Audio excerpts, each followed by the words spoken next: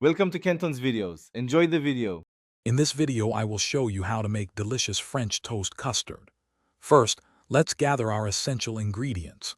You'll need 3 large eggs, 1 cup of rich half and half, and 2 tablespoons of granulated sugar.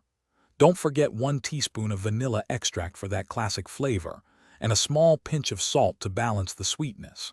The right bread is key. Aim for thick, day-old slices that can truly absorb all that wonderful custard.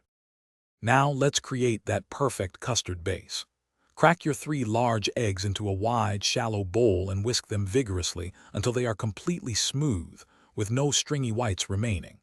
Next, slowly pour in your 1 cup of half and half, continuing to whisk until everything is well combined. Stir in the 2 tablespoons of sugar, 1 teaspoon of vanilla extract, and your pinch of salt. For an extra touch, a 1/4 teaspoon of cinnamon or nutmeg can add a lovely warmth. The secret to truly custardy French toast lies in the soaking.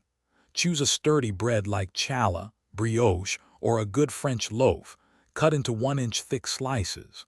Dip each slice into your prepared custard, making sure both sides are completely coated.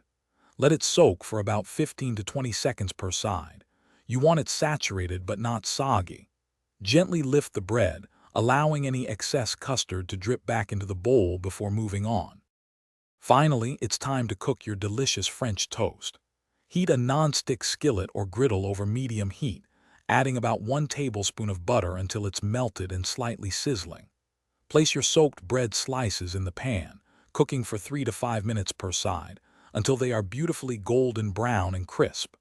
The inside should be wonderfully custardy and set. Serve immediately with warm maple syrup, fresh berries, or a dusting of powdered sugar for a delightful treat. Thanks for watching. Consider subscribing if we helped you.